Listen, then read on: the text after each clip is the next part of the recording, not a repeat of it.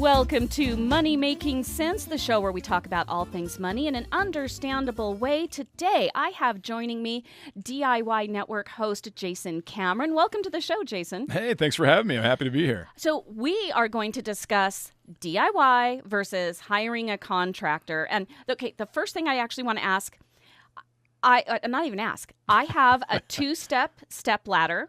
I have a cordless drill, and I have a Phillips screwdriver. That qualifies me to be a licensed contractor. Is this a joke, or is this a... I thought this was like a punch. So I can be a licensed contractor, right? Well, not so much. But listen, you've got the makings of a project right there. I mean, you've got you said two-step ladder? A two-step ladder and a cordless drill. And a cordless drill. There we go. Yeah. So you're on your way to something.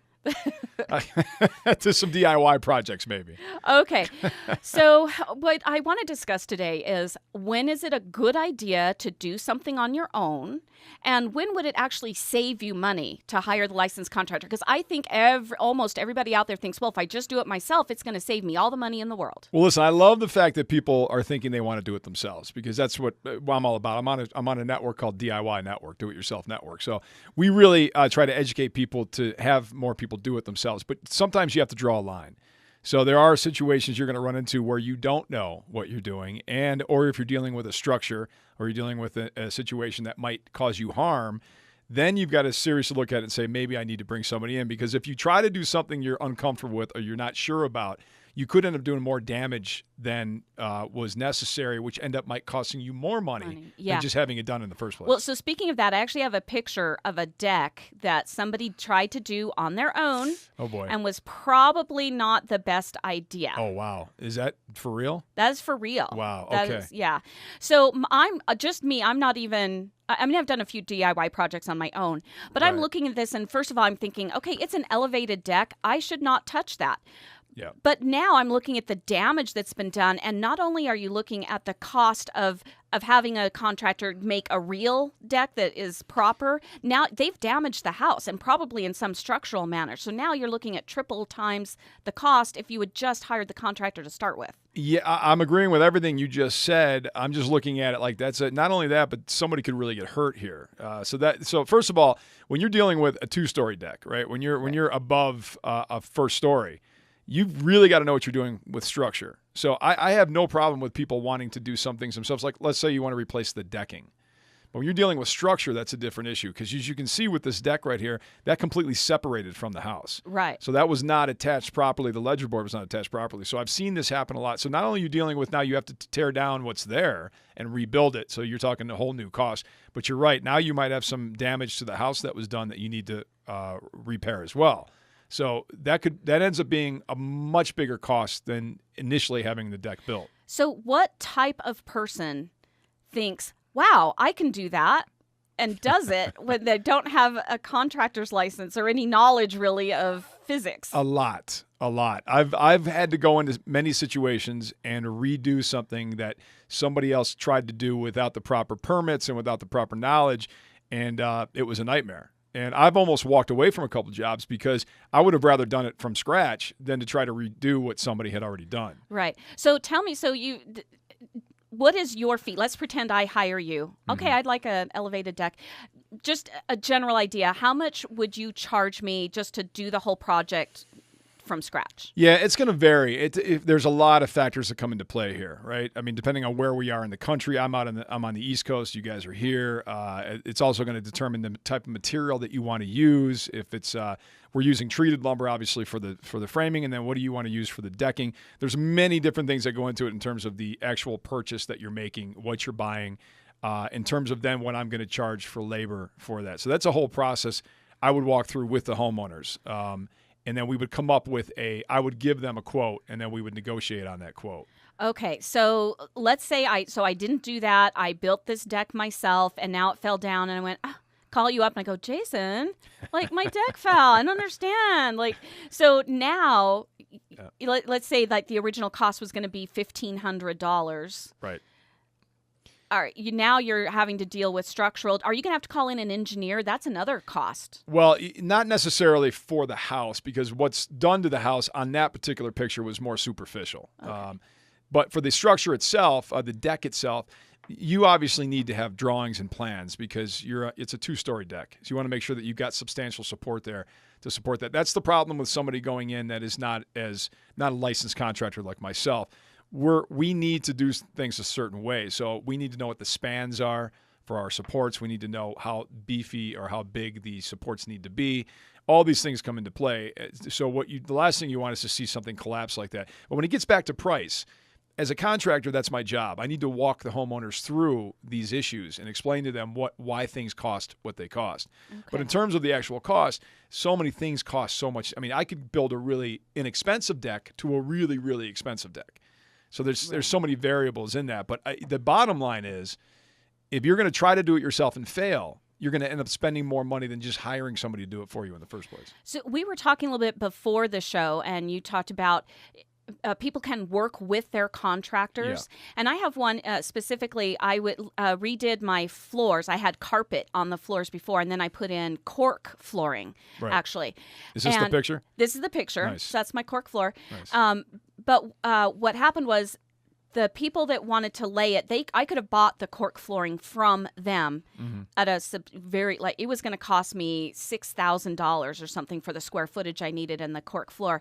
I wound up buying the flooring myself from a wholesaler, and the whole thing cost me about $1,500, and then I had to pay for their labor. Right. So you're saying, first of all, you did this yourself, correct? Well, they let me lay down one line, but I had them install it. I bought the cork myself. So you got it yourself. You actually saved money by getting it yourself. Yeah, about $4,500. So that's interesting you say that, because a lot of times that's why homeowners really need to understand when they work with a contractor, right? They need to understand what the contractor is giving them, and they need to look at the itemized list that they're getting. They need to really look at this, because some contractors, not all, will price things up. They'll put a markup on it. Right. Where you as a homeowner can go out and you can find a really good deal on it like you did and save a lot of money. On top of that, if you want to install it yourself, you can save a lot of money, because you're going to double whatever you pay for the product. You're going to double that in the labor as well. Right. Now, this was one area. I've done some other DIY projects, but I've never laid, the planks. Right. And I had no clue what I was going to do. So I was like, you know what? Maybe this is a job where I think that the contractor is better suited for it. But it was really nice. They let me, after I watched it, I'm like, can I try that? And so they let me lay down an entire row all by myself. Well, see, there's the thing. It's really finding the contractor that will allow you to do some of the work. So let's say you and I decide to work together, right? You and I come up. I give you a quote. Here's what I'm going to do. Here's the scope of work. And then you say, well, how about you look at the quote, right? You look it over and you say, well, I can do this. And I can do this. Let's say you want to do the demo. I'll work with you. I'll say, okay, you want to do this much? Then I'll subtract that. You do the work, and then we'll take that off the quote. So you can work. Not all contractors, but some will allow you to do that and work with you. So there are ways that you can save money by doing some of the hard work yourself. Okay. This is a great place to take a break. We just need to break for a minute or so. When we come back, we're going to talk more DIY with Jason Cameron. He is the host of DIY Network. I've got a few shows of your own. We'll talk about that too. So we'll be right back with Money Making Sense. Welcome back to Money Making Sense, the show where we talk about all things money. If it affects your life, we're going to talk about it. And today's subject is when DIY can save you money, when hiring the licensed contractor will actually save you the money, and when you shouldn't try it on your own at all. So welcome to the show, Jason Cameron. You are a host on DIY Network. And what are some of the shows that you have? Well, Man Caves, Desperate Landscapes, and America's Most Desperate Landscape, which is the one we do. We find the worst in the country. And then a show called Sledgehammer, which was a lot of fun. The name itself kind of sums up what that show is all about. I love a man with a sledgehammer. Okay, so we are talking, we've been on the last segment, we showed a deck that should never have been attempted on their own. And that could have been a structure. First of all, it could have hurt somebody. Like you said, it could have hurt someone. But to me, I look at it going, wow, that just caused some structural damage. Yeah, I look at a deck like that too, and it scares me, because I've been to situations where people have been hurt. And a lot of it has to do with whoever built the deck didn't understand weight loads and didn't understand the attachment process from a deck to a house. And that's a perfect example of that. Well, I did some tiling projects, and one of them was in my laundry room. And I'd never done tiling before, but I went down to one of the big box stores, and they have little classes. You can actually go down. They have classes, and they'll teach you. And they taught me. I've taught some of those. Well, classes. hey, so it might have been you teaching me how to mix the cement and the Yes. grout and all that stuff. So this is my laundry room, sans a tile because it broke as I was trying to put it in the last there. But when I did it, and I mean, stroking my own ego here, I think I did a pretty good job. It looks good. Your lines are straight right off the bat. That's good. One of the tiles broke, you said, right? Yeah, the one that is missing that is kind of there. That's, yeah. This is a great place to learn, though, because this is a great room, a great example of the type of room you want to start in. Small rectangular room. Right. Because it allows you, if you can make a couple mistakes, no big deal. It's a small enough room that allows you to really get your feet wet and to really start on a project like that. So that's great. And it looks good. So that's a great example of how you can save money. That's a great DIY project, putting tile down. Yeah. So, I got a little cocky. I went, well, look how well I did on this laundry room. I'm going to move to the bathroom. Because I had the vanity had been soiled with sewage that was sent to me. And so I decided to put in a pedestal sink instead. Okay. But a pedestal sink didn't have a backsplash. Right. So I thought, well, I'll just run these tiles up the wall. And guess what? Walls are never flush. They're not straight. I find it interesting you said sewage was sent to you. Yes. So you're in a condo. Yes. Okay. So I got it. All right. Yeah, my neighbors backed up and sent my way. Right. So yeah, there's a few problems with this tile job. So I'm looking at it now. It's the same tile, right? That Same you tile. used. Okay, which is good because that's another way to save money. Yeah. Is if you buy tile in bulk and you put it in a couple different areas, you can save money that way. Right. And here's the thing with going up a wall, right? You're right. Not only on floors, because what's going to happen is this is why good installers are worth their weight in gold, because they can make it look easy. When you have a floor that's uneven, you have to adjust for that, especially walls, because a lot of times framers, because I framed for years, will just go in and throw 2x4s up, and they don't necessarily look at if the wall is on a straight line or not. So when you're using a large tile, you get that teeter effect. Yes, right? And that's what happened here. Right. One of the tiles that's in the center, the one closest to the toilet in the center right, and it was teetering. Yes. And then I'm trying to just shove more cement behind it. I'm like, and it kept sliding down the wall because then it was too heavy, and it was a nightmare. And when I tried to pull it off the wall, then that made it worse. So I just left it. But when I got the pedestal sink in, now I did hire a plumber for that because I am not going to mess with running water. Right. Okay. Especially after sewage got sent my way. Right. So I had a plumber install the pedestal sink, but you can see it sort of hid the defect. It did. You know what? That actually worked out really well for you because Yeah. it did hide the defect. So that was a happy thing that thing went there.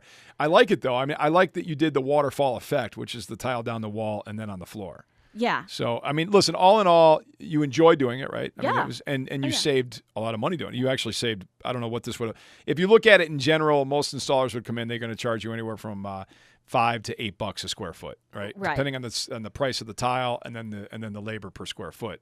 So you saved yourself, the money doing that. Yeah. And then you spent the money where you had to, which is on the plumber to come in and do the. And all that tile in the laundry room and here cost me $20. There you go. Total, because I got the tiles on sale. I found the ones I liked, and I had the big box store cut. I measured it all, and I had the big box store cut the tiles for me, which they do for free. There's another way to save money because and again, that's possible in smaller rooms because you can lay it out first. Right. Know what your cuts are, have your cuts pre-made at the store because they do it for free. Yeah. A lot of times you're doing certain rooms that are more custom, you're not going to be able to do that. Right. Now, I want to show one more Sure. picture of a sink. This one I had the plumber do, and this next picture, probably they should have had a plumber install the sink. Oh, boy.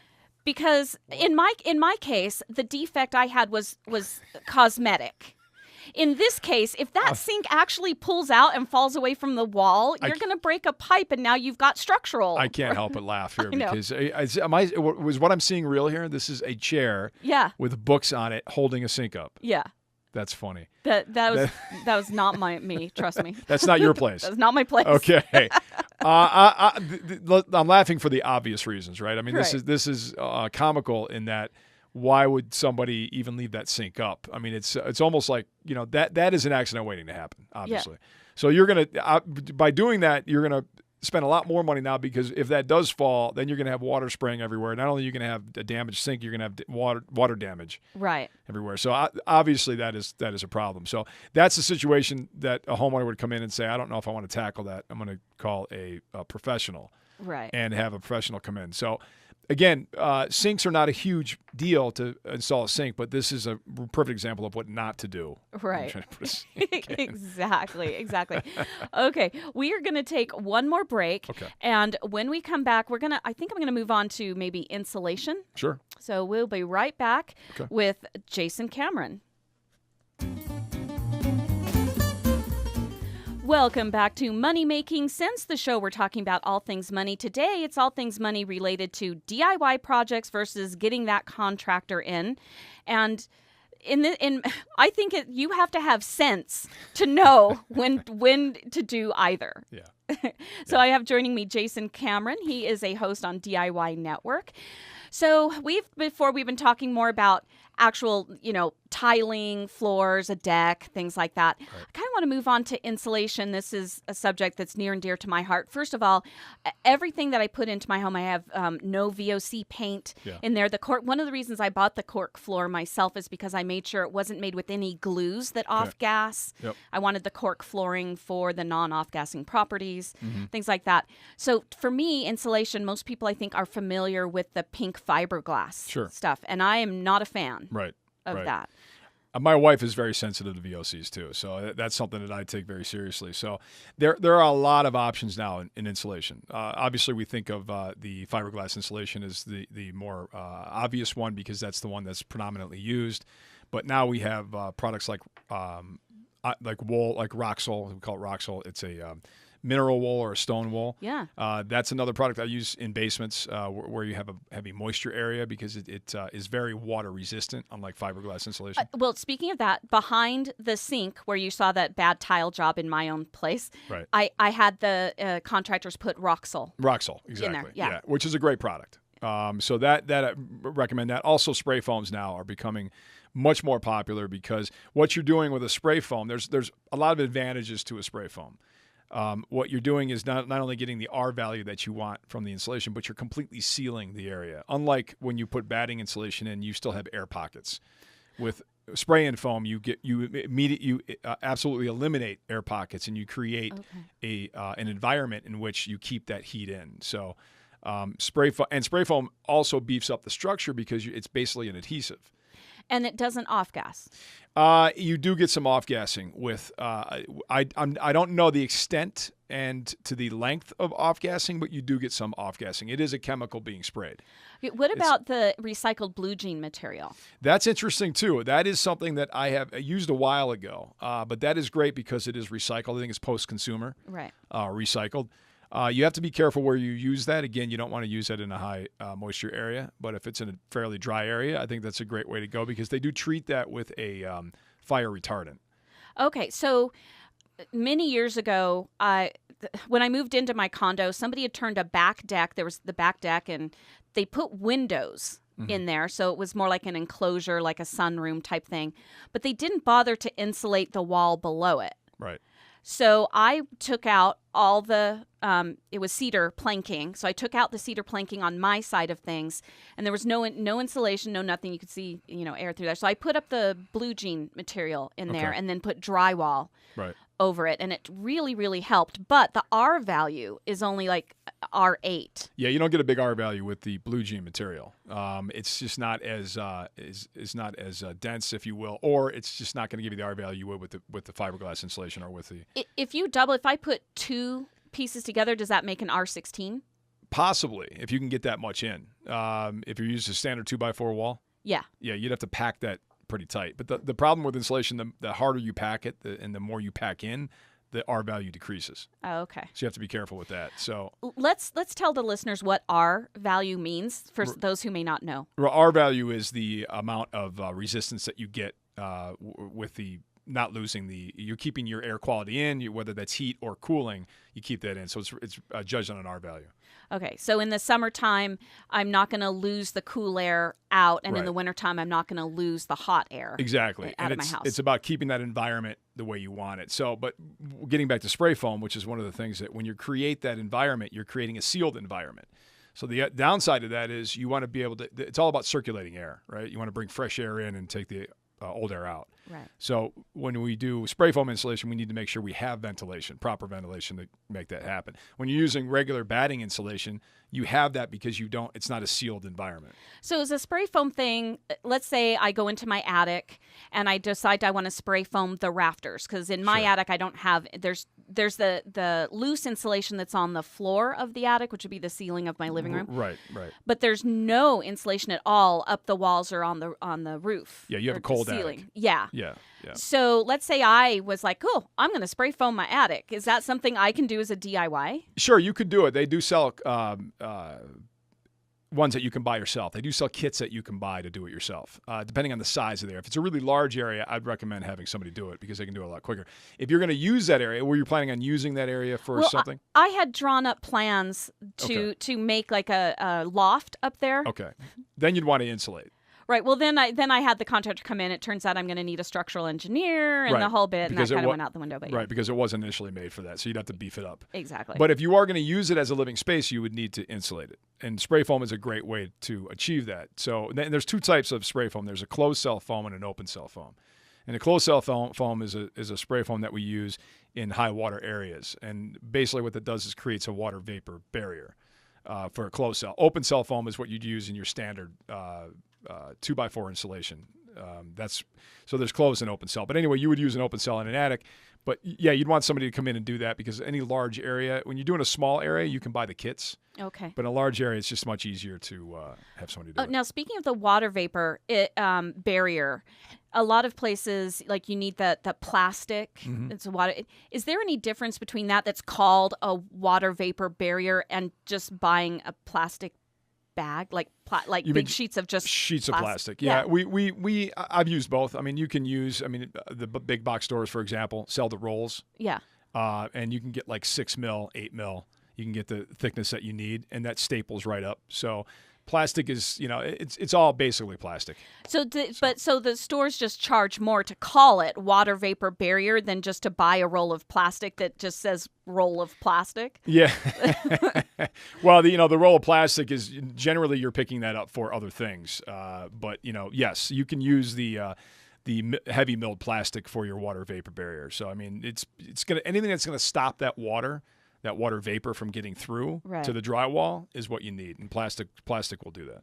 Okay. All right. So as we wrap things up, tell us, in your mind, what are projects that a DIYer could rationally believe and do fairly well on their own, and what are some projects they should just be like, don't even think about it? Well, the deck was one of those projects, I think, just by looking at that picture. Right. And I think because there's so much involved in a deck, because you've got to think about weight loads, you've got to think about spans, you've got to think about all these things, I would highly suggest that is a situation where we want to bring in a professional. Tiling jobs like we talked about, great way to save money. Great DIY projects, great weekend projects, get some friends together and tile the heck out of something, right? Right. Any painting projects, anytime landscaping projects, any hands-on projects you can do around the house that don't require a ton of research and a ton of knowledge are great. If you are doing, let's say gardening, because you just mentioned landscaping, and let's say I want to plant, have a vegetable garden as well, but have it in layers. Mm-hmm.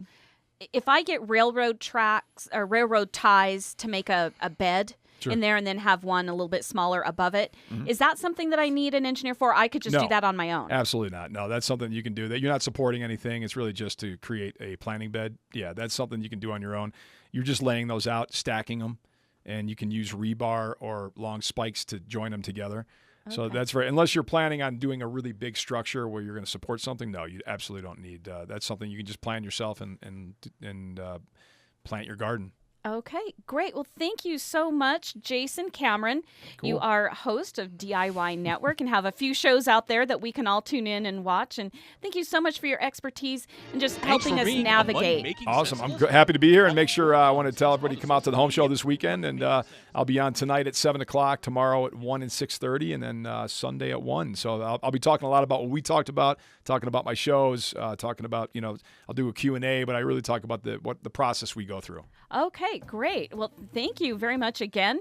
And we will see you on the airways, I am sure. Awesome. Thank you. Thank you.